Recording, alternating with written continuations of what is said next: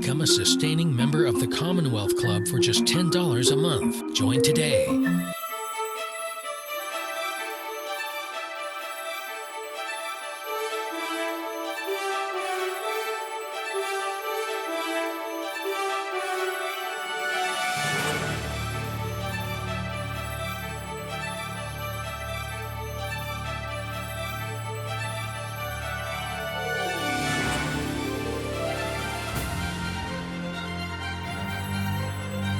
Welcome to the Michelle Meow Show at the Commonwealth Club of California.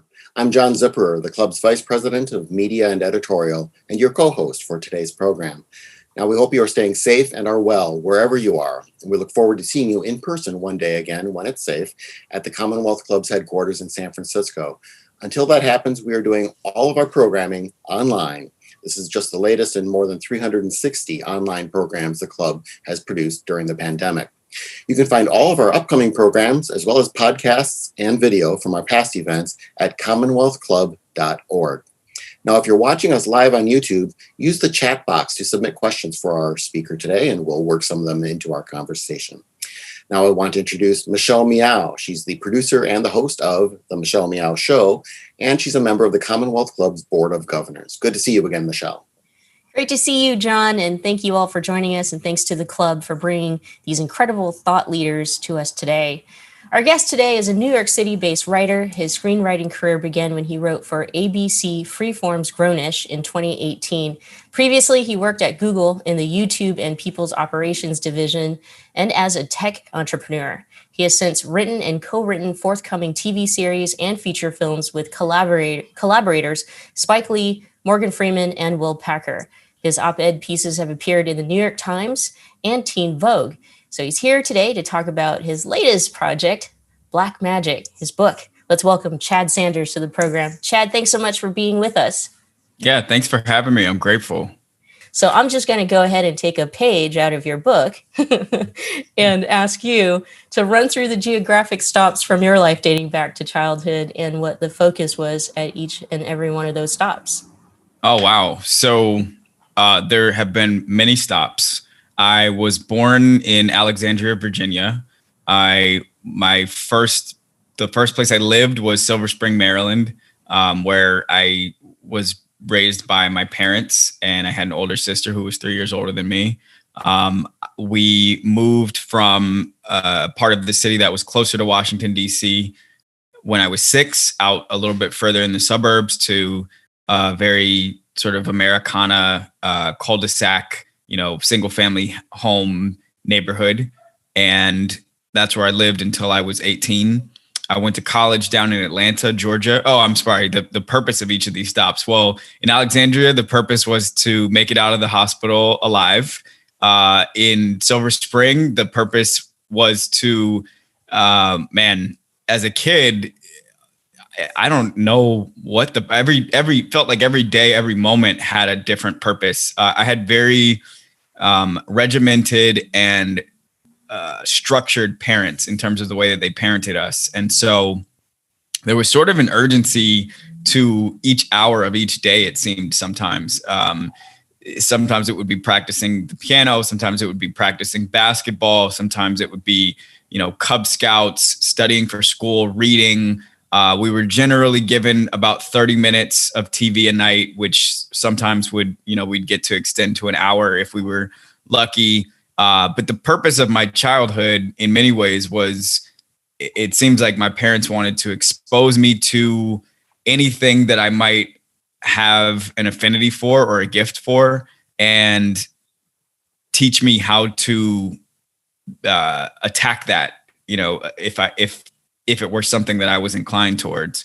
When I got to high school, I think is when I really started to reconcile with or reckon with, my race and my racial identity. I certainly was aware of it well before that, but it felt like something I couldn't necessarily, like I didn't have any choice over how I brought myself to it. In high school is when I really started to become a little bit resistant to the whiteness of our, suburban upbringing. College, I went to school in Atlanta, Georgia. I went to an HBCU called Morehouse College. the purpose there was to have fun and graduate. I think in that order is probably how I set myself to it. And within that, there was so much purpose that I found once I got there. The school and the neighboring schools, Spelman College and Clark Atlanta University, were also HBCUs, and all three of them were very intentional about teaching us as young Black people that we were full people and that we mattered, and we got to sort of choose who and what we wanted to be. And then I got my first job coming out of Morehouse at Google. And so I moved from Atlanta to Oakland is where I lived in Lake Merritt.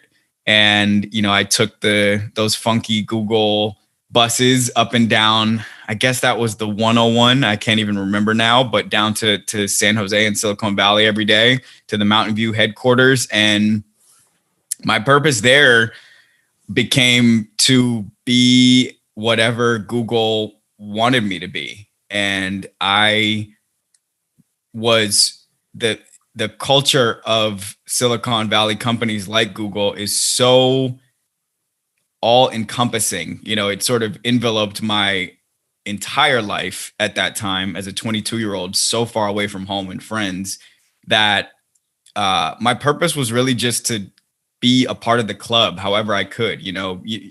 Every company has a club, and it's the people who seem like they're on the right track, who feel like they set the social dynamics, who feel like they get promoted, who seem to understand how things move around. And so I was such a fish out of water in a cultural way that my purpose just became, how can I get in the club and how can I stay there? And that was painful, but I'm sure we'll come back to that. I moved within the company. I moved geographically from Silicon Valley to New York, where I worked out of the Chelsea office. I moved to London as a part of the people operations and YouTube teams there in London, and then back to New York. And I left Google in 2014. I went and worked at a tech startup that was based on Wall Street, actually. And then I moved to Berlin for half a year to launch an initiative for that company. And then I came back to New York, and I've been in New York for basically the last 9-10 years since then. Talk a bit more, if you would, about your father and your mother, but in particular, in your book, you tell the stories about how protective he was of you and how very important it was to you that he pass on to you certain things about how to survive. Could you talk a bit about that? Yeah, I was grateful, or I should say I'm grateful now, but I was fortunate to have both parents in my home. My parents have been married for over 35 years now, which is unusual in some regards, and also a tremendous blessing. I think as a kid, it can make some things tough because it's hard to get away with stuff. It's hard to hide stuff. It's hard to fake certain tasks or emotions or whatever it is, because you got two sets of eyes who really understand you and really know you, keeping a watch on you. And then in my case, I also had an older sister who,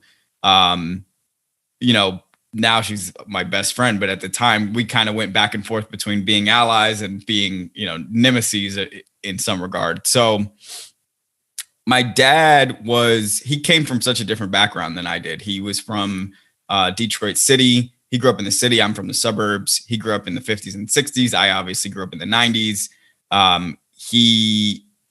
His father was in the military. His mother was a nurse, and they were 4 children in the house. He slept in the kitchen with his brother in a roll-up bed. I think resources were pretty spare, but they were regimented also, right? Because they had this military influence, and they had, they were making it work in this city as a Black family in that time. And I think that, I'm guessing, I'm not certain, but I think when we moved in my childhood from an area closer to DC out further into the suburbs where it was a little bit whiter, a little more affluent, I think my dad had it in his head to keep a really close eye on how I was growing up and on where I was and who else had their eyes on me. He, as you'll learn in the book, he would follow the school bus to school some days to make sure that it actually got there. He would watch my basketball practices from outside the windows. Sometimes he was very curt at times with our neighbors and some of the frankly the white kids in the neighborhood who wanted to come, get me out of the house to come play and go in their houses and things. And there were very specific rules about how I was to engage with our neighbors and with the people in our town. And one of those rules was I wasn't really supposed to go in, white kids' houses without his supervision or my mom there or someone. And, another was I wasn't supposed to wear hats in the car when I started driving on my own, and I wasn't allowed to have the radio over a certain decibel level. And, he trained me on when the police pull you over, be polite, yes or no, sir, be respectful, just angle your entire disposition and your spirit in that moment into getting to the next moment, like getting out of that circumstance, and never just do what you have to do to avoid giving the police control over you, more or less, meaning don't get arrested.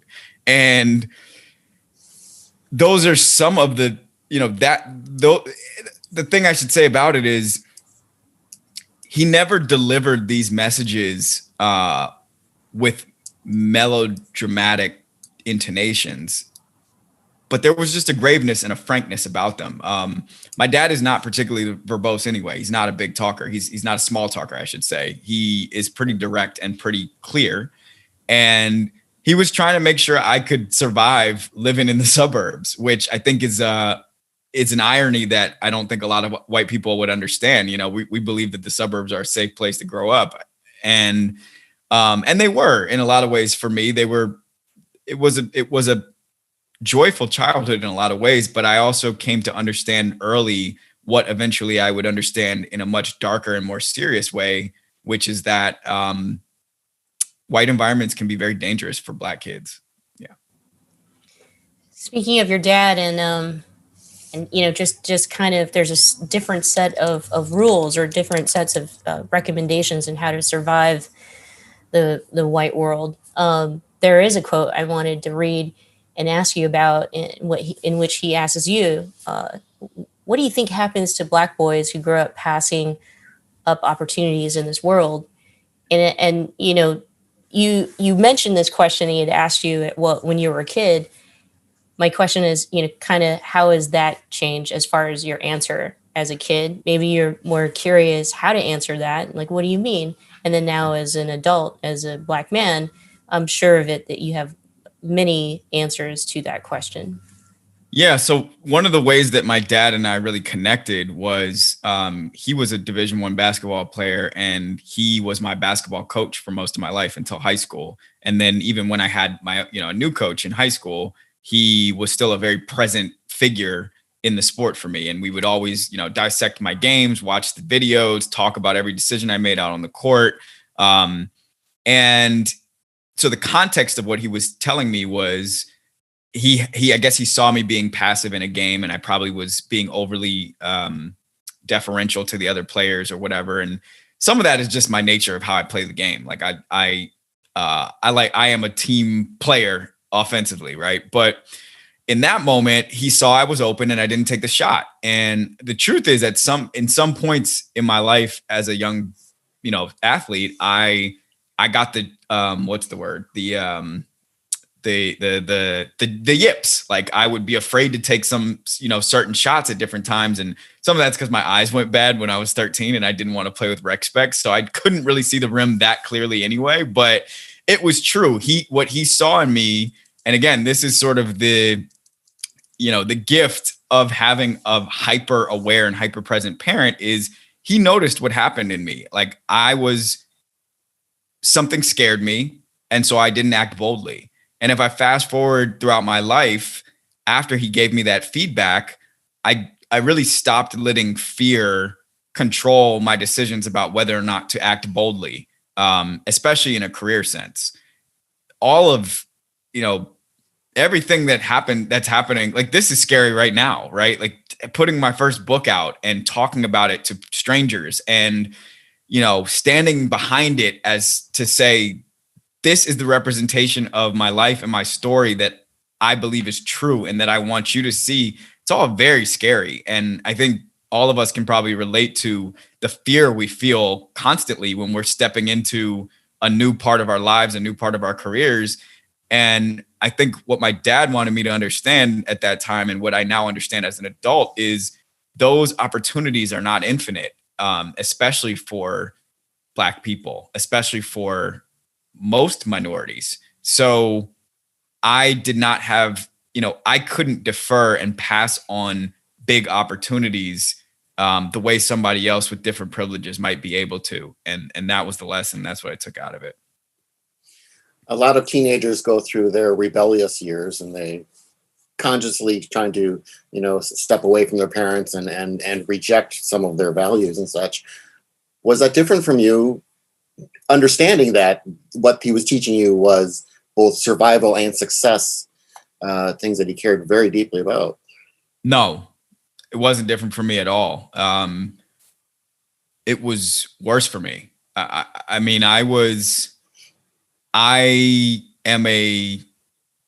don't even really love this term, but I can be a defiant person. I have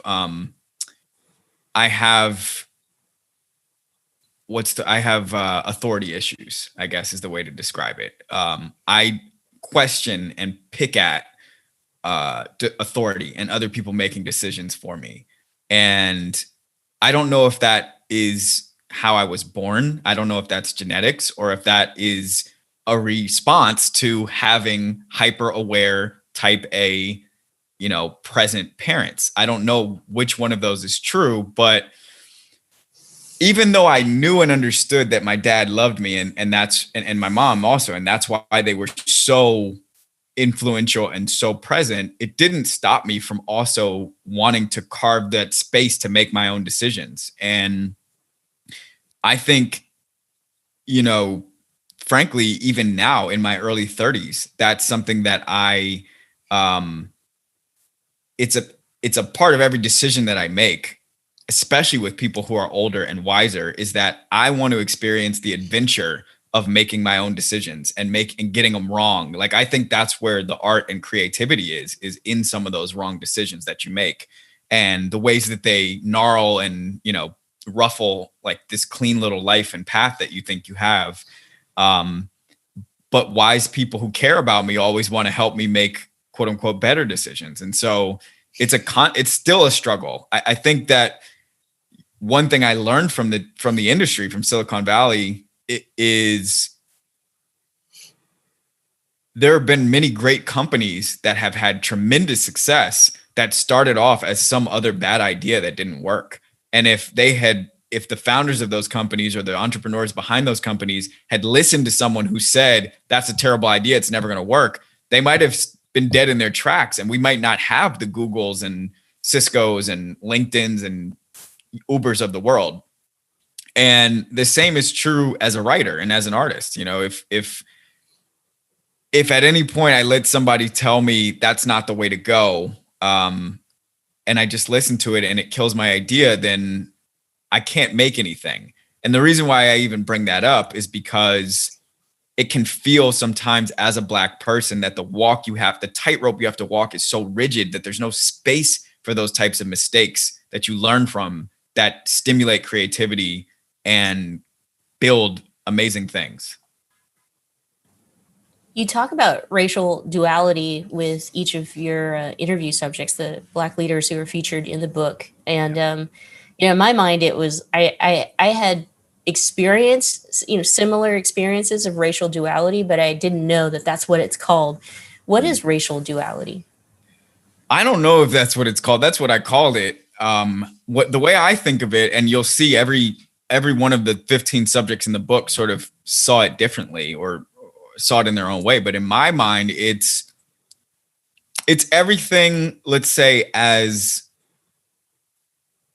surface level as my intonations, my cadence, the way that I talk, the way that I pronounce certain words, the way that I dress, the way that I make eye contact, the way that I give a handshake.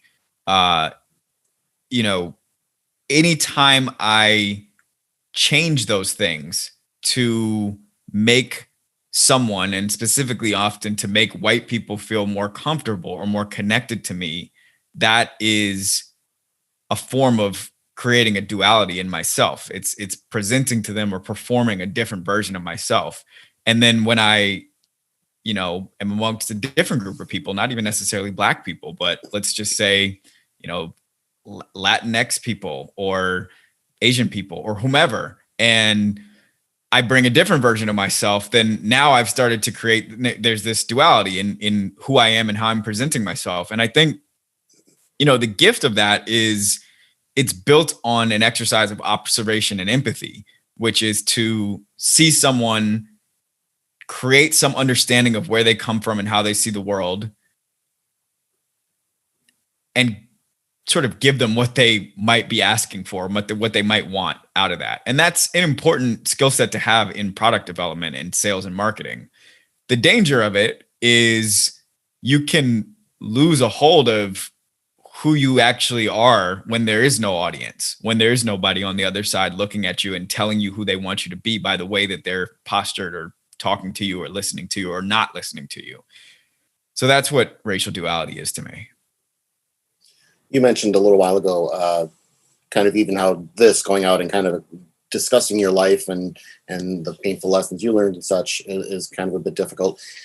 In the beginning of the book, you also, you talk about, you talked to more than 200, maybe it wasn't the beginning, somewhere in the book you mentioned, you talked to more than 200 people for this book from all walks of life. Some of them are big names, but you're right, quote, most celebrities were not willing to take such risks and thus likely will not know the names most of the interview subjects in this book. Why do you think Black celebrities wouldn't open up this way or want to reveal some of their painful? I mean, is it the fear that it'll make them look bad in the eyes of their supporters or of, white culture, scrutinizing them? And what is your thinking in that? Well, I think it can be bad for your bank account to upset white people. I think it can be. And if you're a public figure and you are also often available to people's criticism through social media or just by walking down the street, you can incite unpleasant interactions. I don't fault the famous people who don't want to unnecessarily create those reactions. I blame a society that isn't ready to listen to the truth about what people have experienced or what people have gone through racially in their lives. I think, on the other side of things, I really admire and celebrate the people in this book who are also leaders across industries, tech, finance, religion, science, academia, activism, media, who these people also have, they have white clients, they have white colleagues, they have white subordinates, they have white audiences to keep in mind. And yet still, I was blown away by the blowtorch that people came with to share these experiences, everything from suicide attempts to, because of how terrible it felt to be Black in certain places, to being called by close friends at get-togethers, to quitting and leaving industries altogether, as I did, because you felt like who you are doesn't fit. So I think in that regard, the celebrities could learn something from people who have real jobs. Says the man who now works in the media industry surrounded by celebrities. That's right. Yeah. Michelle? Yeah, I know for sure, some folks tuning in right now, especially we're here in the San Francisco Bay Area, want to hear about Google and your experiences there, especially the recent news, their firing of an AI ethnic researcher. And what, that culture was like. I'm going to read a quote here from one of the interview subjects. I didn't feel comfortable enough being Black, which is one of the main reasons I think a lot of Blacks are not successful in tech companies, especially Google and Amazon's, because they don't feel accepted into the culture.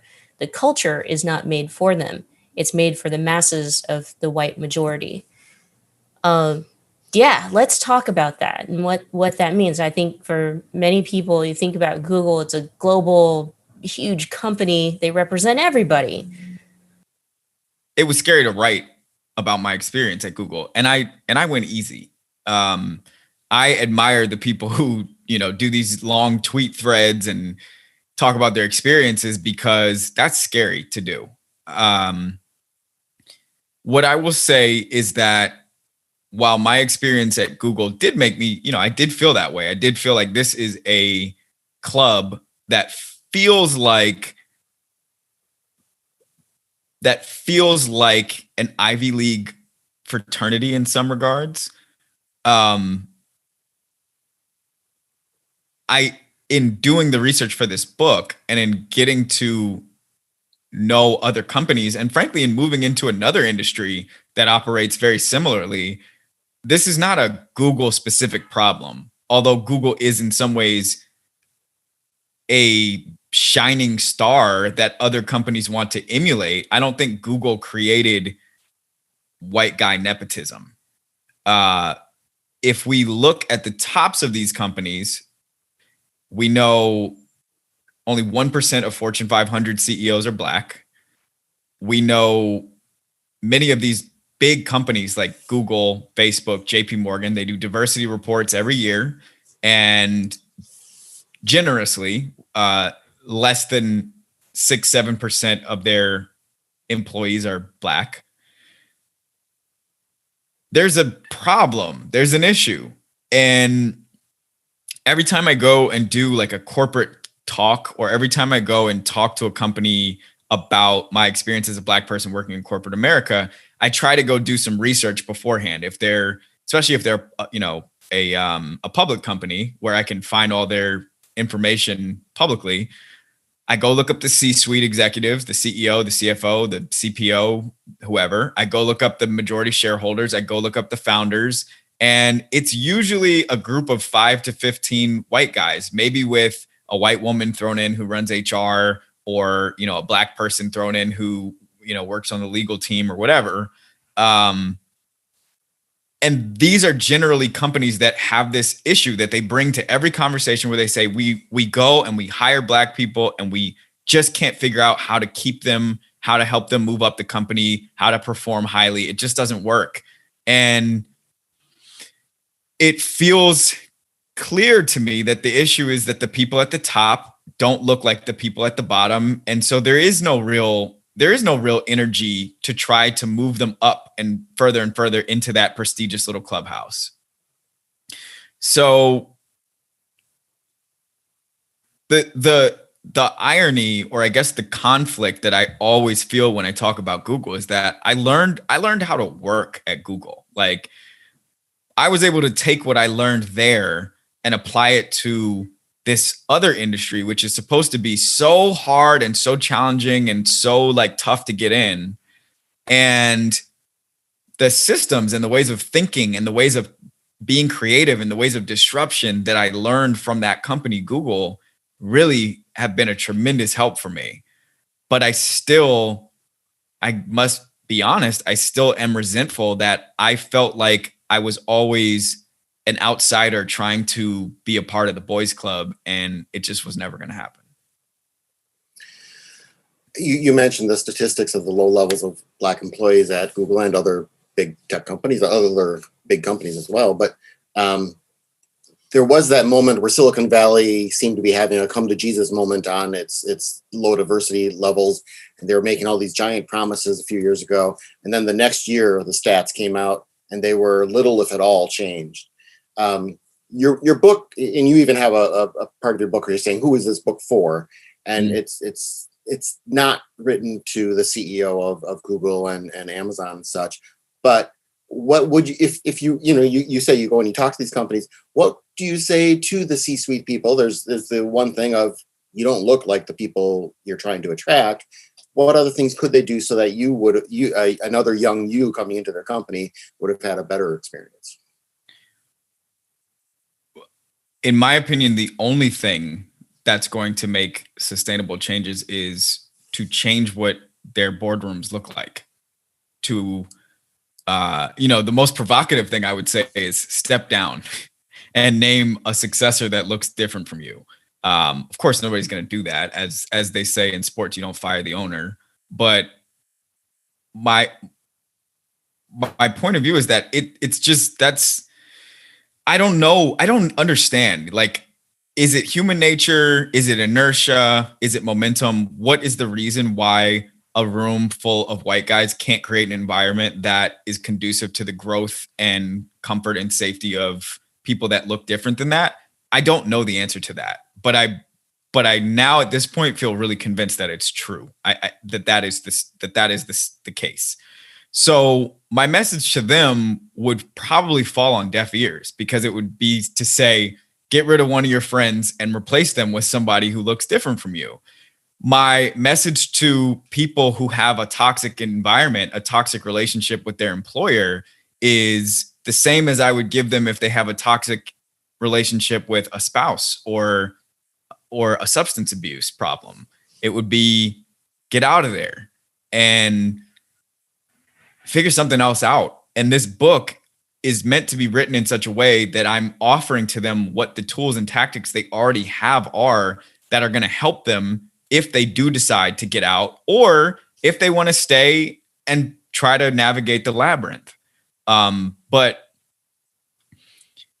the short answer to your question, and it's unfortunate, is I don't think those people want to hear what I have to say. We do.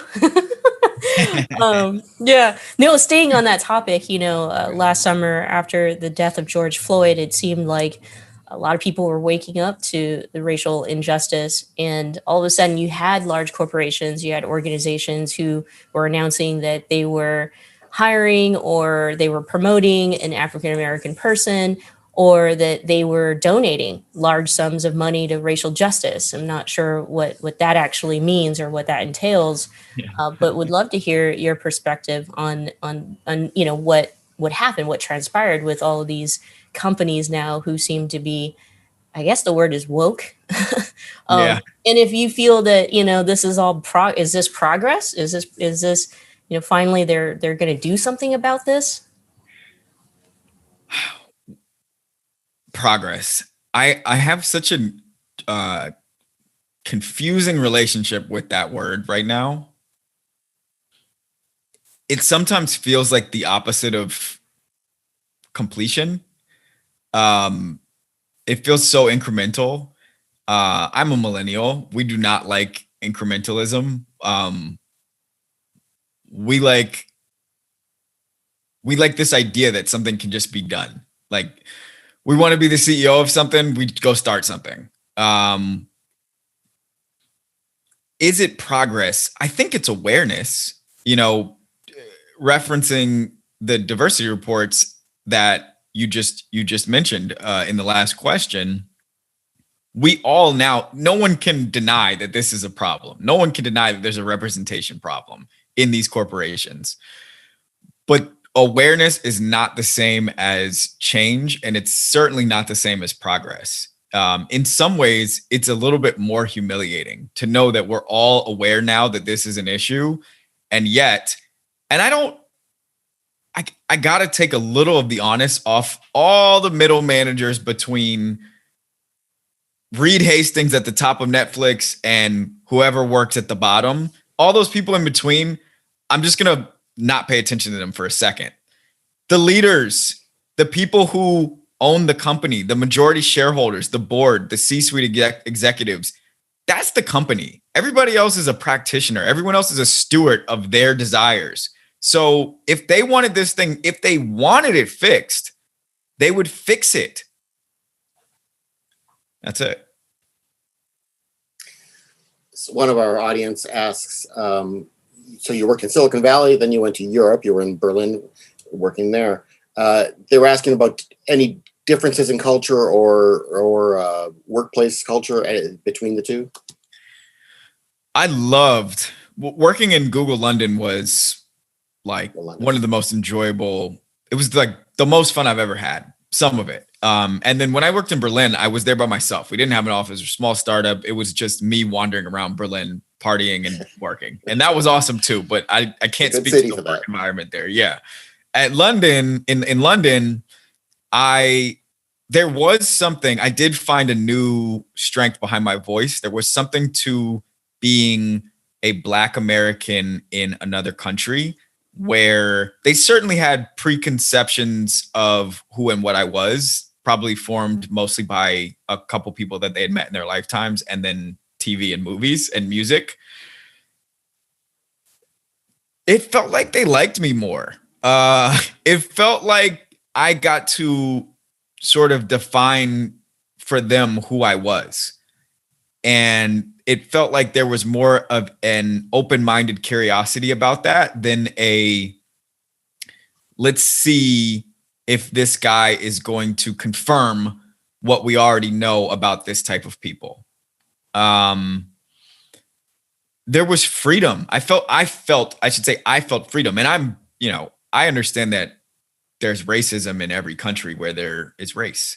And so I don't mean to say that that's the experience for everybody that lives in the UK that looks like me.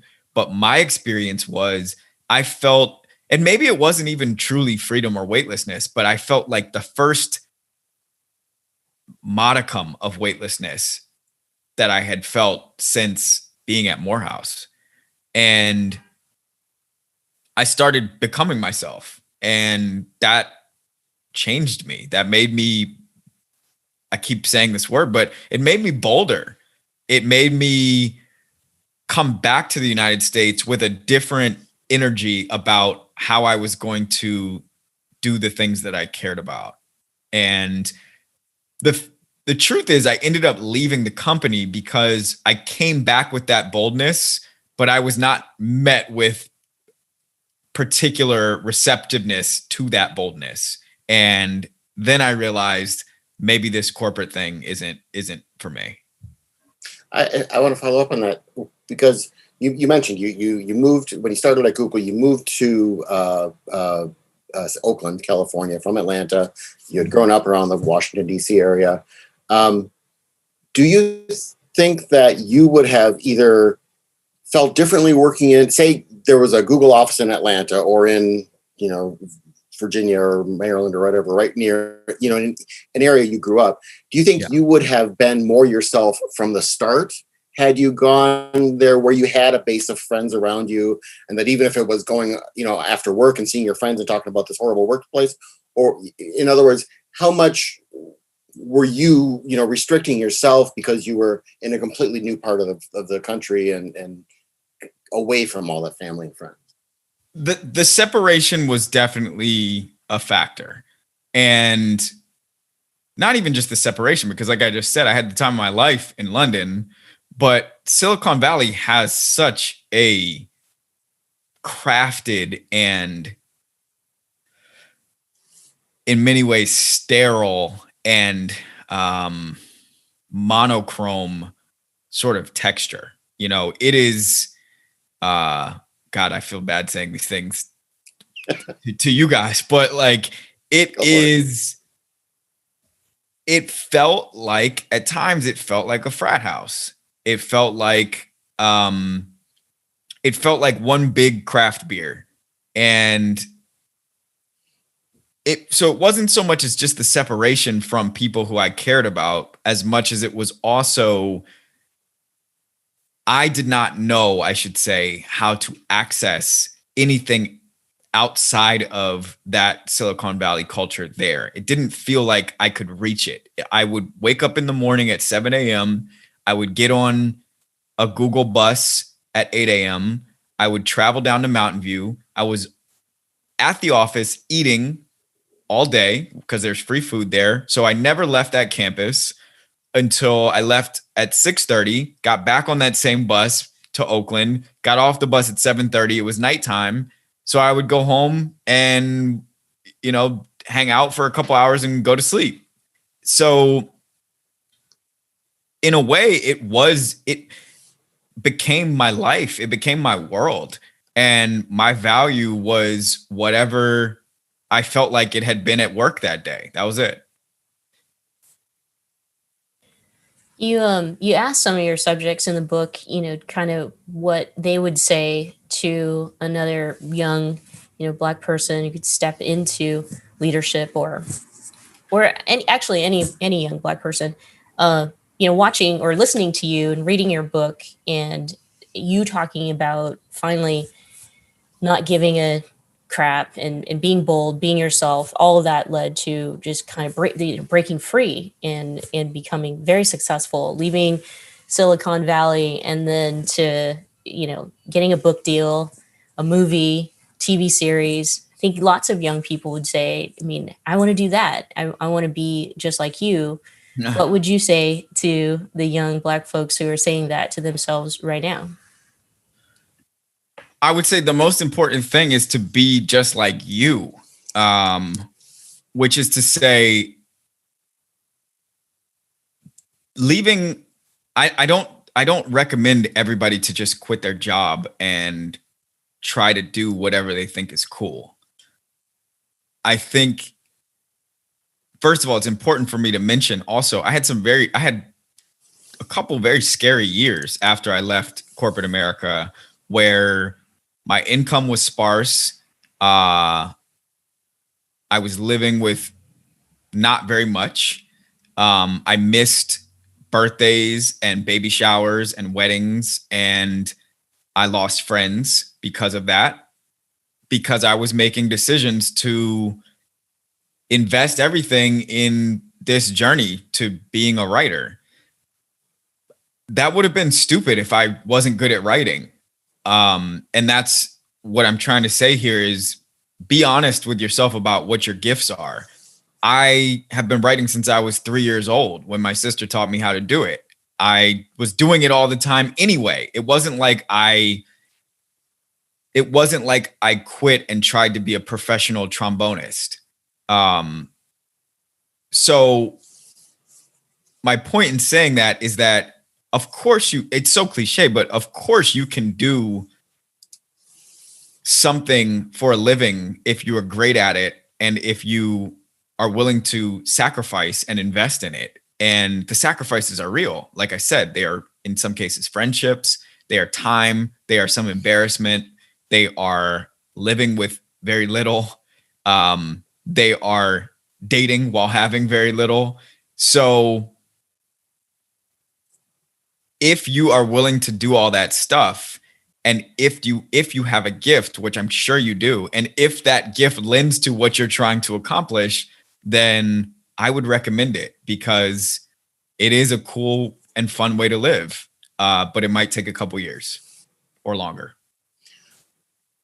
One of your father's rules that you relate in the book is, quote, don't get your sense of self-worth from depictions of Black people in the news, popular music, or popular movies and television.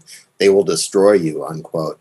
Mm-hmm. I'm assuming he was referring to the negative and kind of manipulative depictions of Black people in so much of popular culture. But what about positive depictions? I mean, aren't we hear a lot of the importance of that in, representation on the screen in politics and movies and stuff like that?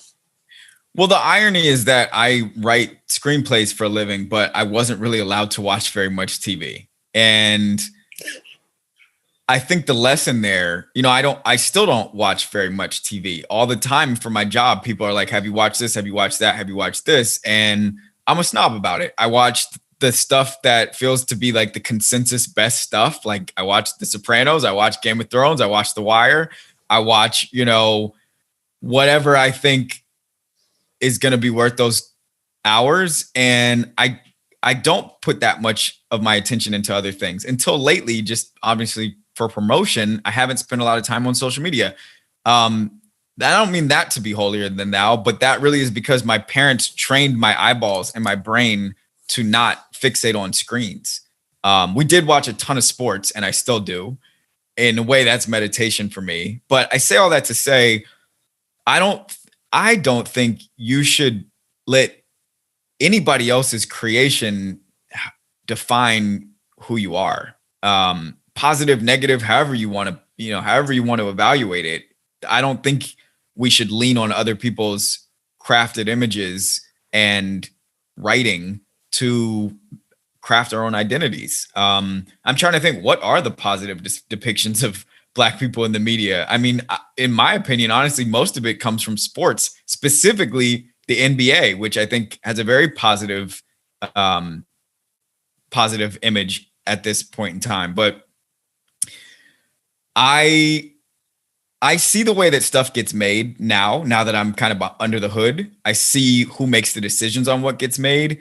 I see how often those decisions are made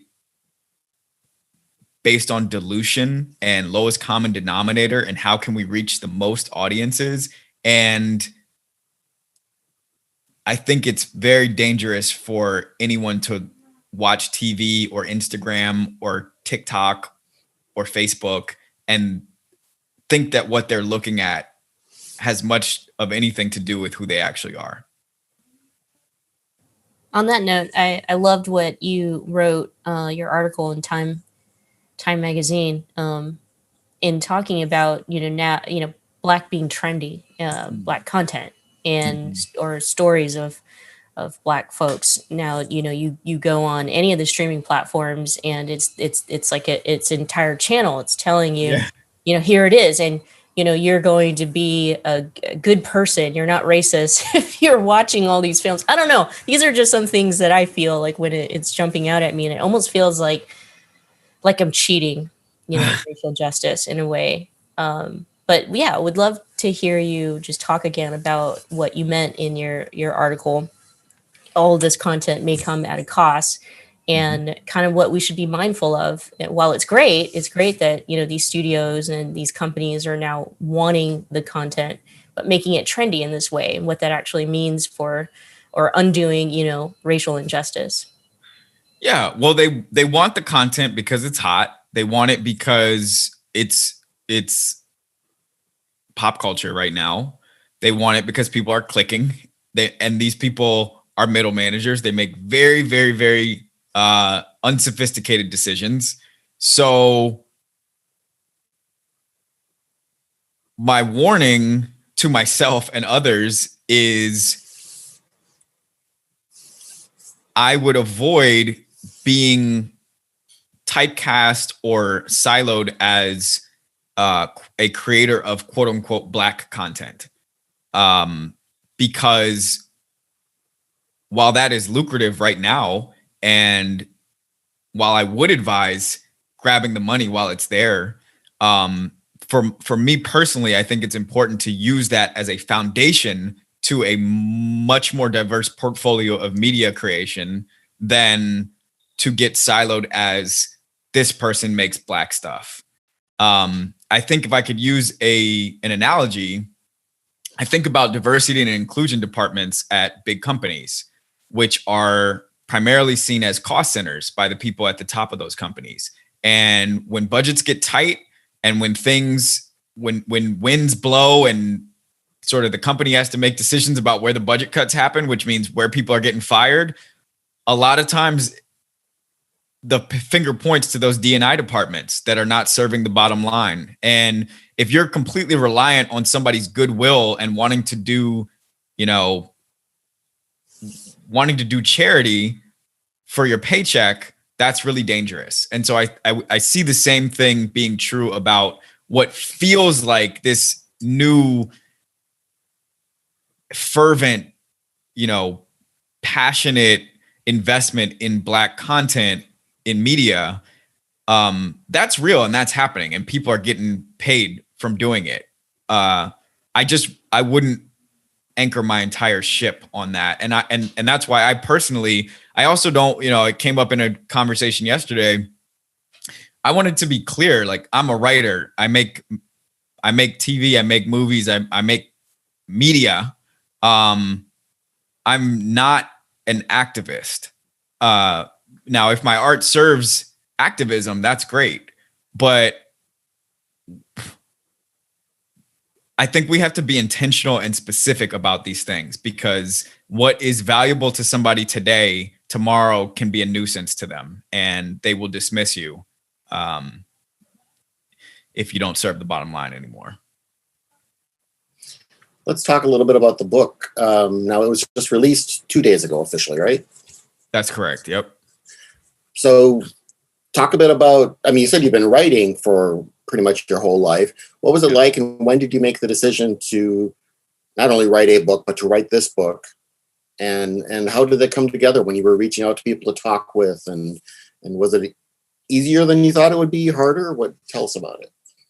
I had the vision for the book. I was 26, maybe. I was working at that tech startup on Wall Street. The name, the double entendre of it all, it kind of hit me out of nowhere. And it's one of those weird things when you have a vision. Like, I could see the whole thing, and I had no idea how to make it actually happen. I didn't know how the publishing industry worked. I didn't know about, getting a book agent and all these other things, all these other parts of the sequencing. But when I wrote my TV pilot, I got signed by WME, the agency.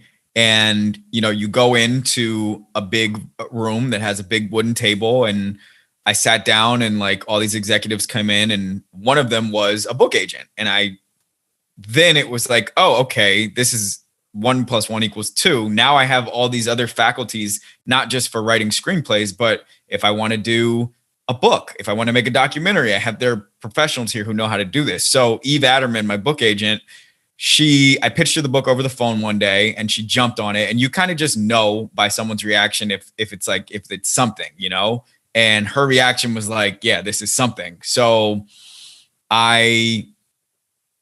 starting in 2017, I set sail over the next 2.5 years after we signed the deal with Simon & Schuster, really just interviewing anybody who I thought had an interesting or admirable job or career path that I wanted to learn from. And I reached out to a zillion people through all different faculties, people I knew, people I didn't know, people who were friends of friends, family, whatever.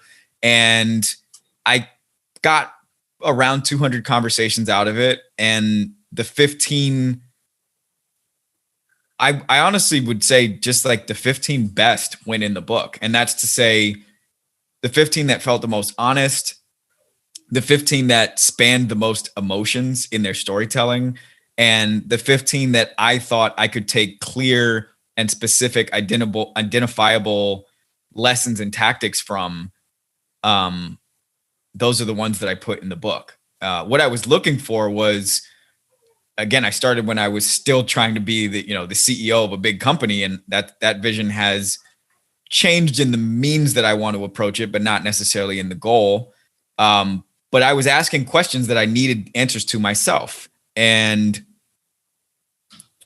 I didn't want to write a book like The Secret. Like, I didn't want to write The 4 Agreements. I didn't want to write something that was very spiritually satisfying, but not executable in the same way. I wanted to write something closer to the 4-hour work week, to be honest, something more like Good to Great or 0 to 1.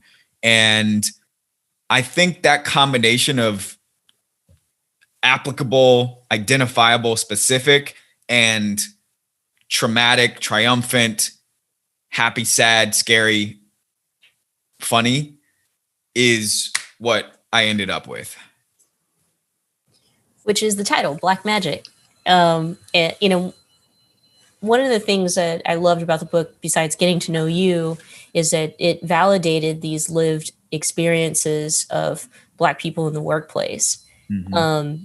And so, as we wind down here on time, I think that we have to talk a whole lot more about these things, that it really shouldn't be swept under the rug, or even people who are not Black in the workplace.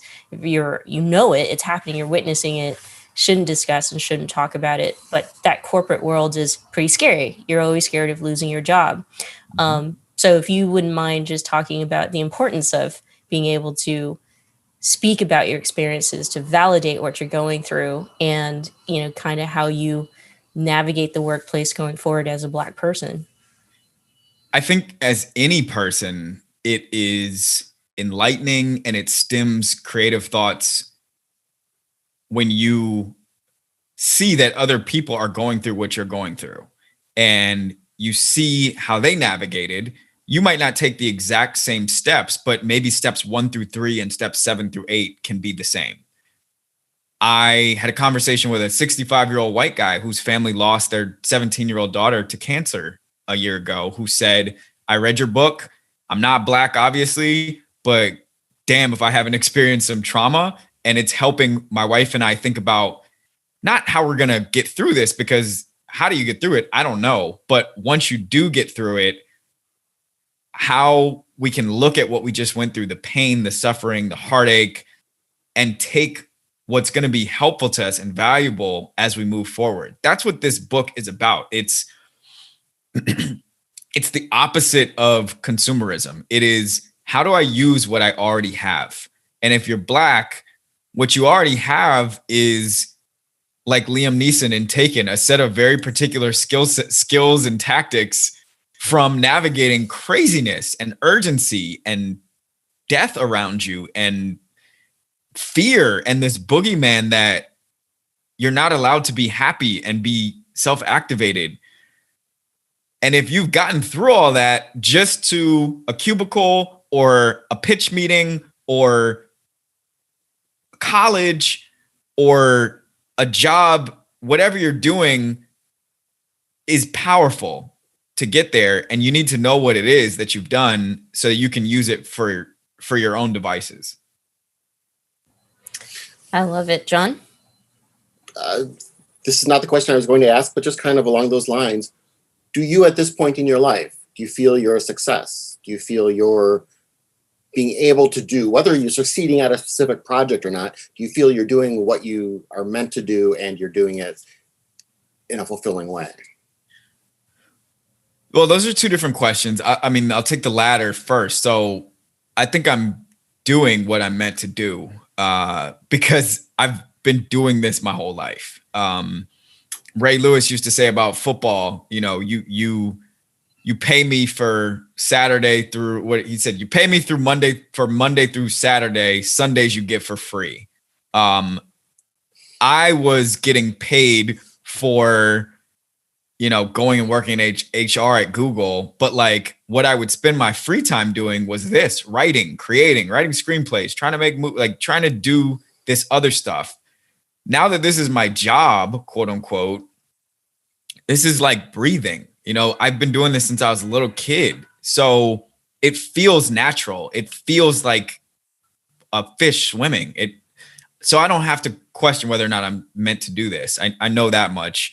Now, am I a success? I'm